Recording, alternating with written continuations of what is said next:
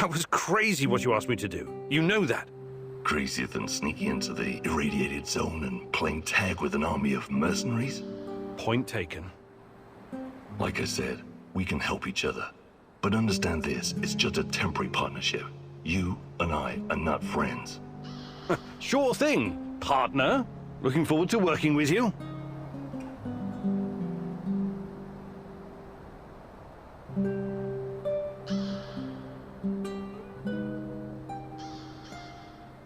Listen, who gave you the music box?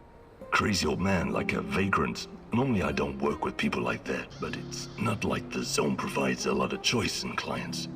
I did what I was asked of me, got paid and left. That's the end of it. You mentioned that you're looking for someone. Who? Normally I'd say, none of your damn business. But in the spirit of trust, I'll tell you. It's my brother. I need to find him and ask him some questions.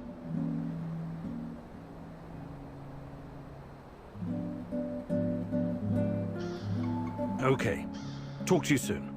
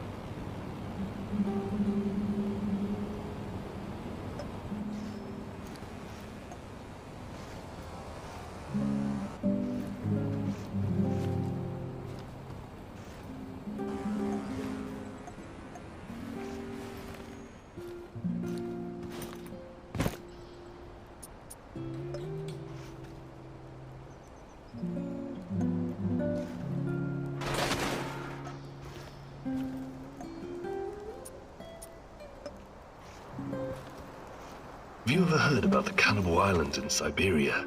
Nazino Island? I might have heard something, but But they don't teach it in school, right? Not the most glorious moment in Soviet history. I wouldn't know anything about that either. But that crazy old vagrant Tarakan told me when we were working together on another job. I wasn't at all interested, but he wouldn't shut up about it. So I told him I'd listen as long as he made it quick. Then he told me about these poor bastards. 5,000 of them, rounded up in cities and shipped to the island of Nazino, in Siberia. It was supposed to be a gulag, except there was nothing there. It was absolutely desolate. These guys were supposed to build their own prison. that's horrible. When was this? Not sure. I think Tarakan said the 30s. Anyway, they were given nothing. No tools, no equipment, and only 200 grams of flour each, daily. They ate the flour raw because they didn't know how to start a fire. Most of them were city dwellers. They'd never spent a day in the wilderness. Helpless bastards. What was their crime? Crime. They didn't have their identity papers on them when they were picked up. That's it. The secret police had a quota to fill. Of course, some of them were hard-boiled criminals prepared to do anything to survive. They obeyed only one rule: kill or be killed. And the food didn't last long. Tarakan said something about a teenage girl tied to a tree. This was documented. She was slaughtered and eaten by the other prisoners who'd gone mad from hunger.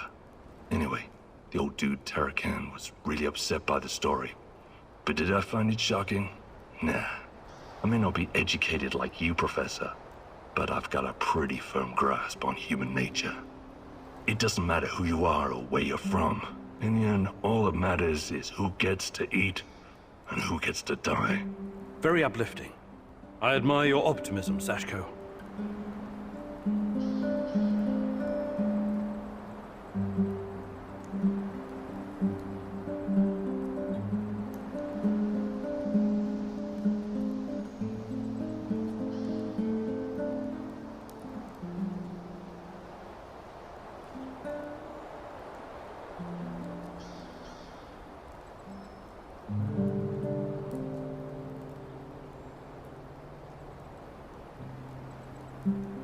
Hey, Sashko. About what? I can show you.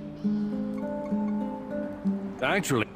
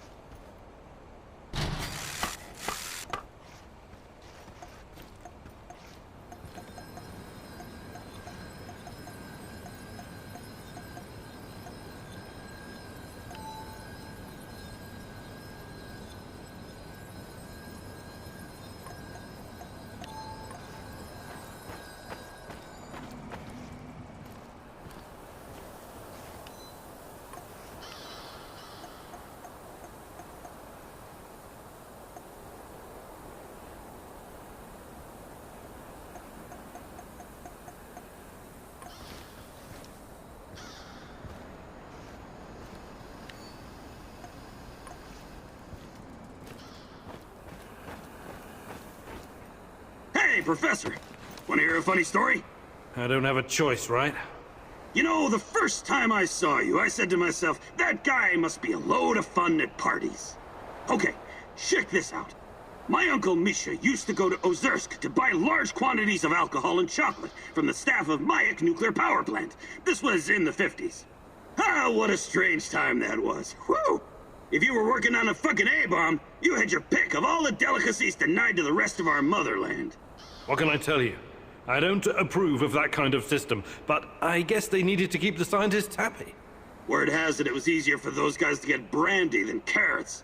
So they started to trade with the villages nearby. So, Misha. For God's sake, I haven't got time for this.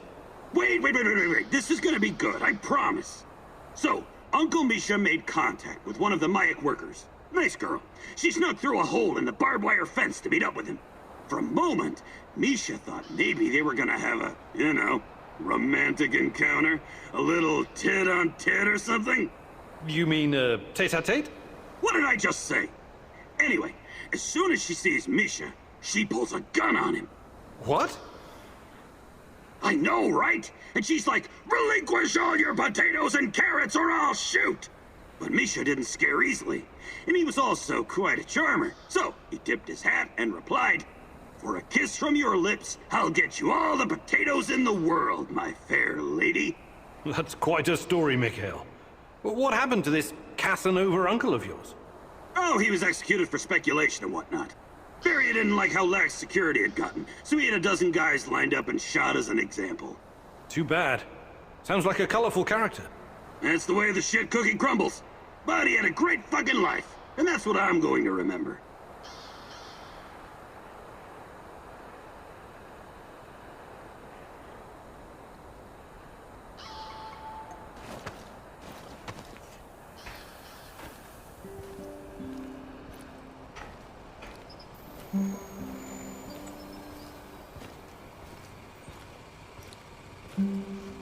Howdy, Professor. Hi, Olga. What's going on with you? I just remembered something. I thought you might find it interesting. I was guiding a group of biology researchers from America a couple years ago. I showed them around the Red Forest and everything. They were taking measurements, and one guy told me that the trees had barely changed since the incident. I hadn't really thought about it till now. But it really does feel like this whole place is a snapshot of the past, like a butterfly caught in amber. That's probably due to the radiation. It almost wiped out the microorganisms living on the forest floor. There's almost no decay, so the trees don't rot like they normally would. I mean, they are decaying, but extremely slowly. So it's almost like time stopped in the Red Forest after the explosion. I find that weirdly romantic. Not my kind of poetry, but I can appreciate the sentiment, Olga.